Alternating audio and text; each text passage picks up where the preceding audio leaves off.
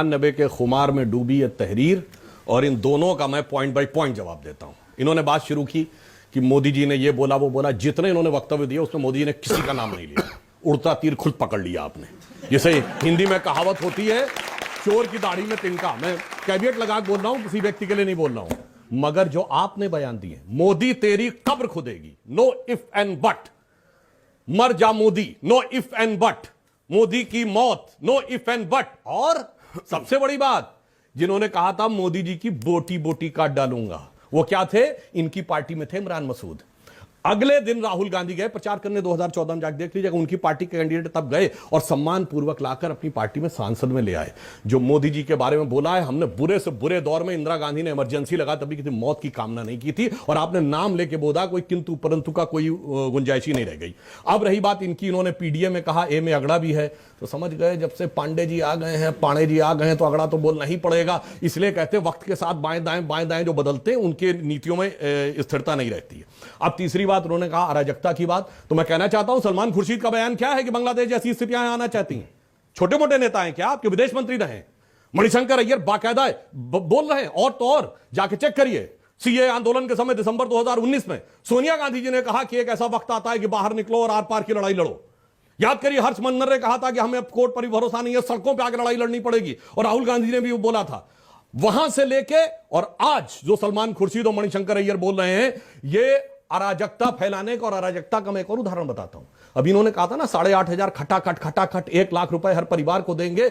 ये लोग किस ढंग से देश में फैलाना चाहते हैं, आप ये बात समझिए। अभी बजट आया है, बजट में भारत की रेवेन्यू रिसीप्ट कितनी है? 26,80,000 करोड़, यानी 27 लाख करोड़ से कुल हमारी ज्यादा आमदनी नहीं है। और देश में परिवार कितने हैं? 140 करोड़ की आबादी में 4.5 से डिवाइड करिए, 31 आता है। 31 करोड़ परिवार है, सबको 1-1 लाख दे देंगे, यानी 27 लाख करोड़ की आबादी में 31 लाख करोड़ बांट देंगे। सोचिए ये लोग कौन से एजेंडा के थ्रू आकर देश में कौन सा वातावरण बनाना चाहते हैं, ये इनको पता होना चाहिए। और रही बात वक्फ बोर्ड पे, तो इनका दिल का दर्द मैं समझ सकता हूं।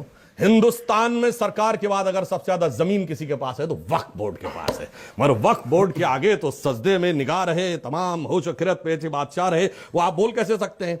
अब इनको एक और बात भी बताना चाहता हूं कि इन्होंने कहा कि डेमोक्रेसी की बात, तो मैं ईमानदारी से बताना चाहता हूं, जितनी डेमोक्रेटिक व्यवस्था आज की डेट में, इतने मोदी जी के प्रति शब्दों का प्रयोग करके जलवाए जलाल से नेता घूम रहे हैं।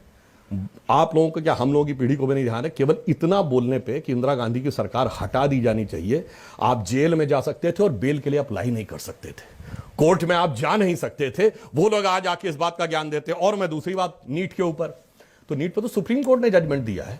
आप सुप्रीम कोर्ट से ऊपर अपना ज्ञान रखते हैं तो आप अपना बोल दीजिए। तीसरी बात इन्होंने कहा कंपनियों के ऊपर, तो मैं कहना चाहता हूं, मुझे समझ में नहीं आता है कि भारत की हर कंपनी के लिए इनके दिल में क्यों हिकारत होती। कहते थे एचएएल डूब गया, एलआईसी डूब गया, एसबीआई डूब गया। पिछले साल कहते थे, जाके चेक करिए, एलआईसी ने 17,000 करोड़ का प्रॉफिट दर्ज किया है, पिछली तिमाही में ऑल टाइम हाई है। एसबीआई ने 21,000 करोड़ का प्रॉफिट दर्ज किया है, जो प्राइवेट और पीएसयू मिला के ऑल टाइम हाई, रिलायंस से ज्यादा उसका प्रॉफिट है। एचएएल ने पिछले साल का रेवेन्यू 29,000 करोड़ रुपए है, जो ऑल टाइम हाई है, और 80,000 करोड़ का पाइपलाइन में है। तो मुझे समझ में नहीं आता है, प्राइवेट कंपनी हो या सरकारी कंपनी हो, सिर्फ विदेशी कंपनी खिलाफ रहते, देसी कंपनी खिलाफ है। और विदेशी के साथ यह बताइए, यूनियन कार्बाइड के साथ कौन खड़ा था? कांग्रेस। बोफोर्स के साथ कौन खड़ा था? कांग्रेस। अगस्ता वेस्टलैंड के साथ कौन खड़ा था? कांग्रेस। और बताइए हिंडनबर्ग के साथ कौन खड़ा? कांग्रेस। बीबीसी के साथ कौन खड़ा? कांग्रेस। किसने सद्दाम हुसैन से पैसा लिया वोल्कर रिपोर्ट में? कांग्रेस ने। केजीबी के हिसाब से, अगर मित्रों के आर्काइव केजी-1 पार्ट 2 के हिसाब से किसने पैसे लिए? कांग्रेस ने। मेरे भाई, विदेशी कंपनी के खिलाफ बोलते हुए आज तक नहीं देखा कोई विदेशी कंपनी के खिलाफ। स्वदेशी आंदोलन भी हम ही चलाते हैं। और अंत में मैं कहूंगा, एक अकेला सब पे भारी पे, तो एक अकेला तो 240 लेके आया, आप सब मिलके 240 नहीं ला पाए। आप आकर 44, 52 और 99 पे रुक गए हैं। तो जो मैंने संसद में कहा था, दोबारा कह देना चाहता हूं उस एक अकेले की तरफ से, यानी मोदी जी की तरफ से, कि दरिया का सारा नशा उतरता चला गया, तो मुझे डुबाता रहा और मैं उभरता चला गया। और मंजिल समझ के बैठ गए जिस पे चंद लोग, मंजिल क्या थी? 44, 52, 99, मंजिल समझ के बैठ गए जिस पे चंद लोग। मैं ऐसे कितने ही रास्तों से गुजरता चला गया।